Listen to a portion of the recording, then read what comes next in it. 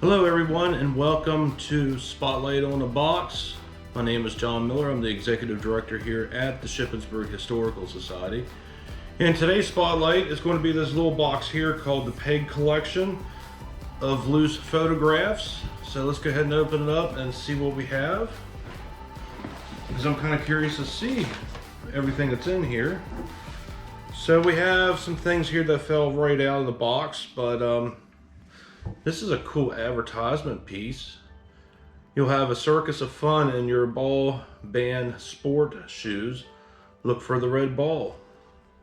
And this is for Mike Billy's Shoe Hospital at 16 East King Street. So that's a pretty cool piece of advertisement. And then there's another thing here. It says a few suggestions for winter needs. And basically it's just a remedy for like balsamic cough syrup, tooth powder. And of course this is from the Altic Drug Store, located at 7 West Main Street. And there's the front. And of course here we got the back. So I wasn't expecting anything to come flying out of that box like that, but hey, that's why we go through these. So immediately here I do see our inventory record sheet. There's a lot of loose photographs within these couple folders here. So let's just go ahead and take a look at some of them.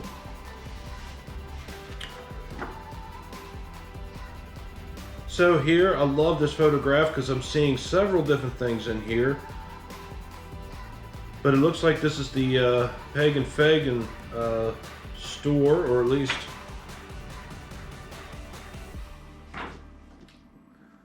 it looks like the hardware store to me. But I love the fact that I see hunting licenses are sold here.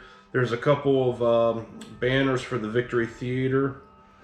And judging by this photograph, I do see something here about almanacs dated for 1946.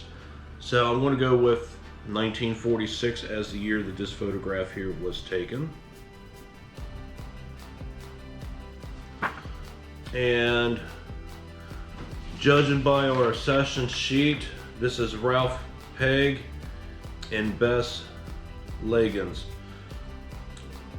So that's probably not the storefront that I was thinking it was, but it could be. Going by the fact that it looks like that could be an F right there. Here we have photographs of some bridges here. So looking at our sheet here, and of course we don't have a number on this. Somebody out there in Shippensburg land probably knows exactly where this is. This photograph here has a note on it as Laura and Nathan Spreecher, Germantown Road at Spreecher's Park, or Spreecher's Pork. So it's probably like a restaurant style gas station. See a lot of those in North Carolina in my travels. Here we have railroad bridges.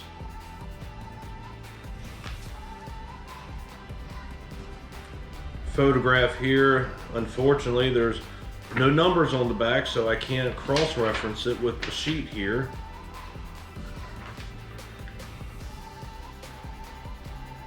It just here's a thing here.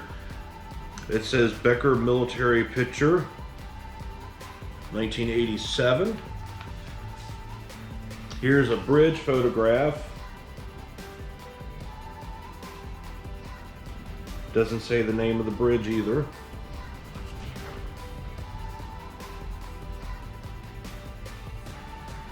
Covered bridges are absolutely wonderful architectural items that decorate or used to decorate a lot of the landscapes. I know where I come from, we had 3 bridges down our way, one of which was an original from 1851, and of course it's been burnt down, and even the remade bridge that stands in its place, a lot of trucks have hit and knocked the trestles out. Here's a couple more photographs here.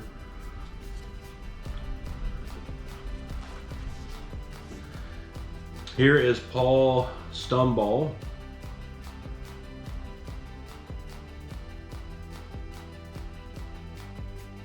During the Second World War, and of course you can see where Charles Pague went ahead and wrote some notes on it.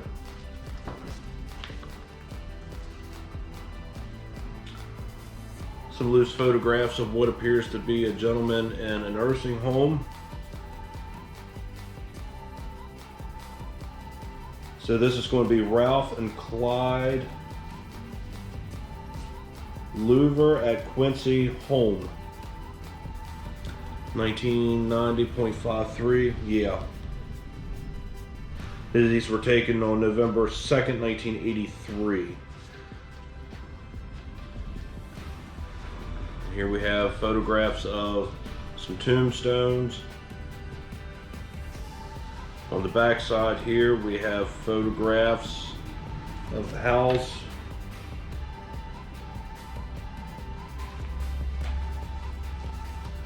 And then here we have the Nolan wedding of Skip Perry, 1961.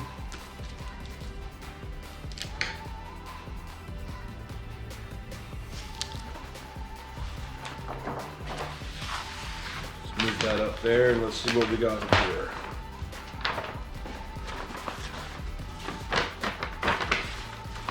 See a couple loose photographs immediately, dated 1984. And going back up to my sheet here, it just basically says a man in a wheelchair. So, and that's pretty common. People, when they had photographs, they never wrote on the back of them. I know my family was the same way. I have photographs and tintypes dating all the way back to the Civil War, and nobody wrote the names down, so I don't know if they're my uncles or my grandfathers. I don't know. So let's go ahead and take everything out of this envelope here. And even if we don't know who the people are, we will go ahead and see a lot of the material culture, which is pretty cool.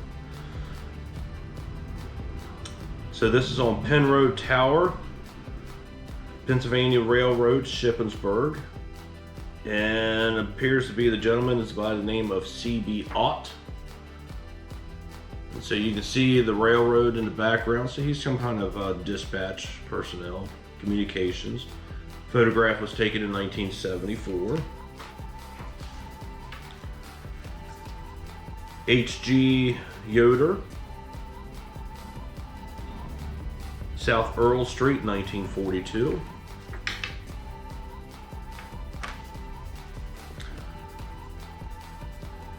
Here we have a pretty cool photograph of an attendant pumping gas in 1956. Looks like by the name of Lincoln Fogel Sanger. And the location of this photograph here is at 245 East King Street. And of course down here at the bottom it says that Fogel Sanger died October of 1956. So this was taken in the summertime. Unfortunately, this individual had passed away shortly thereafter. This is George Friedinger, Keystone Print Shop at 223 East Orange Street. And you can see the Keystone printer sign there on the doorway. Looks like this was taken sometime in the 1930s.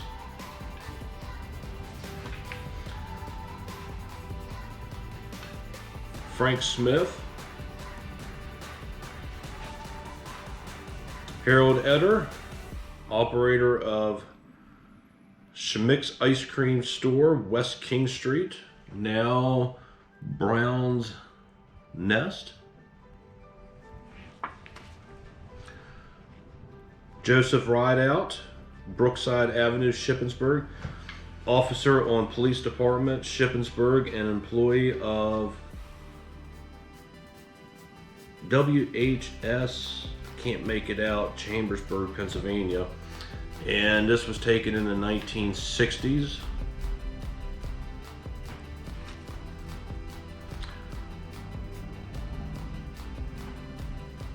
looks like Ralph Coover, taken 1980.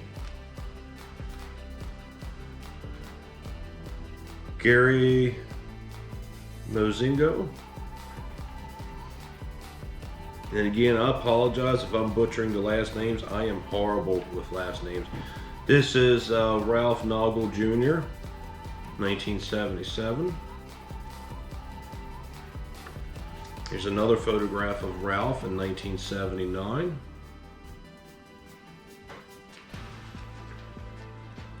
Robert Peters, Shippensburg Postmaster, 200 East King Street is his residence. Taken it in 1983.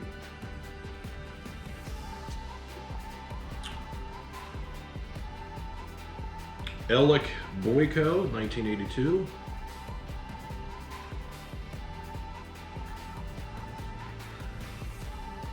Clarence A. Haller, Secretary, Cumberland Lodge. So we have basically a calling card.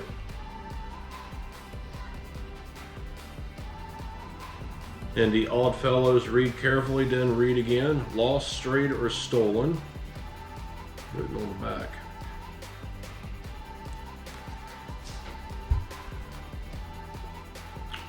This here looks like Moss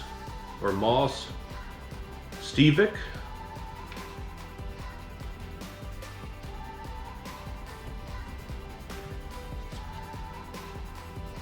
Texas Lunch, 7-8 Earl Street, so that'd be the single digits 7 and 8 Earl Street.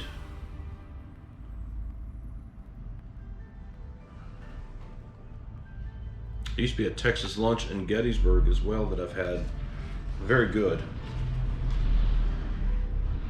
Here is a freight agent for the Cumberland Valley Railroad, Edward Criswell. I've seen this photograph before from the Hulk family, but this was an 1895 view from Lutheran Hill looking west.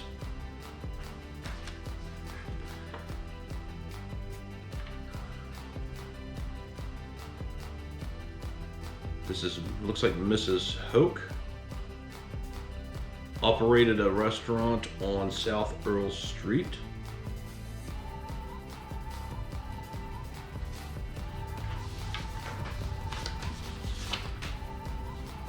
Here we have some cool photographs of the railroad here. Peerless Furniture, located on Lurgan Avenue, 1942.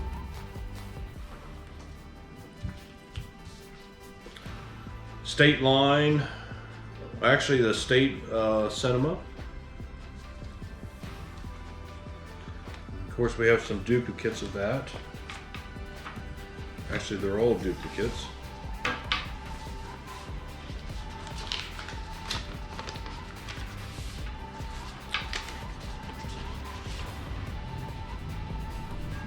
Here we have some World War II photographs. Merle Johnson, actually Korea, I was wrong. Merle Johnson Center in Korea.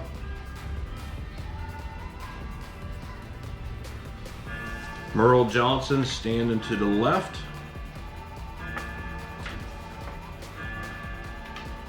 And here he is operating the vehicle.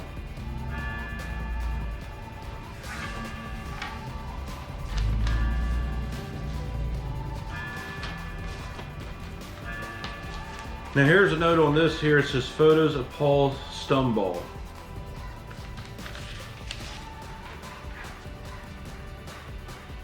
So we got World War, before I even say it, what year?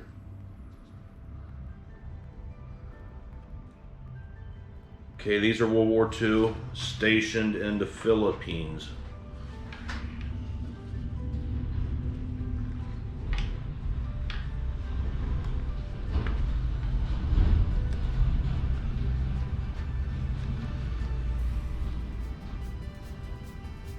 I don't see a pet in that one, but it has the word pet.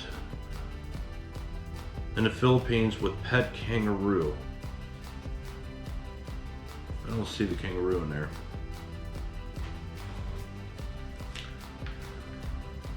Yeah, these are tiny. That's a cool one.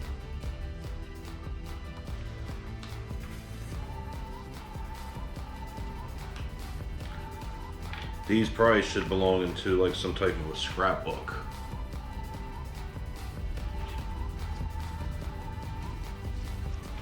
Here's another one.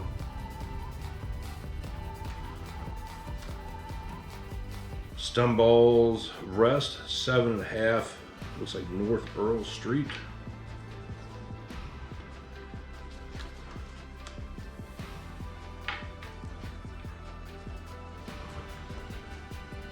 Okay, Germany.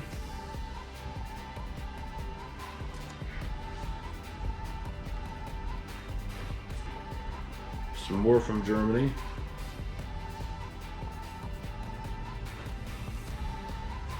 And last but not least, we're getting to the bottom here.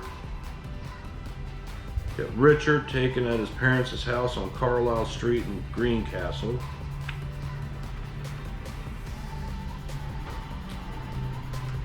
So that's pretty cool. We have Greencastle connections.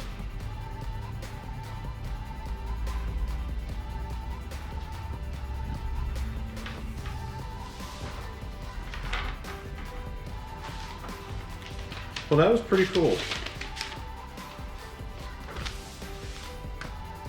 So I just want to take time to thank you for taking the time to watch the video and for supporting us here at the Historical Society. As always, if you would like to see any of these items up close for yourself, please feel free to make a reservation Tuesday through Saturdays from the hours of 10 to 3. And until then, we'll see you.